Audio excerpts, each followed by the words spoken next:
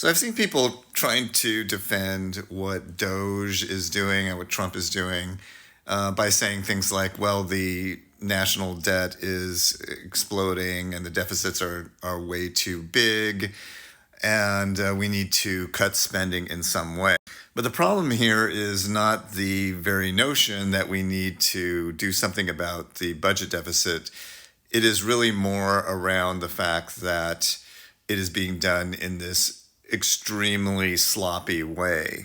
I was watching a town hall between a Republican legislator in Georgia and his constituents, and people were just shouting at him that it is so sloppy and so slapdash and haphazard. For example, they fired the team that is overseeing our nuclear weapons stockpile, which they then realized was a mistake. But the fact that they could actually fire all these people with no idea what they do is a perfect example of the incompetence involved here. In other examples, I saw a news story where they were talking about getting rid of the program that looks for dirty bombs coming into the US and other kinds of terrorist attacks that could affect us, and instead moving those funds over to some sort of Star Wars anti-ballistic missile program.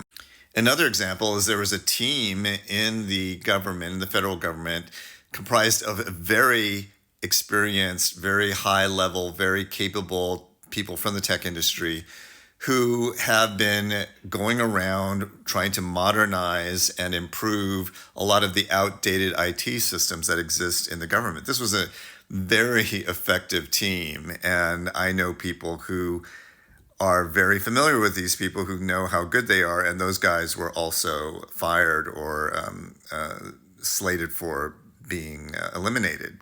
So it's just thoughtless, right? Like there are things that are saving far more money than they cost, and yet the very simplistic idea here is, well, we just need to cut people. We don't even have to really figure out what they really do. The voters are not liking this, and the more that people find out about what they're doing, the more unpopular it has become. I don't have a prediction as to how this is going to play out.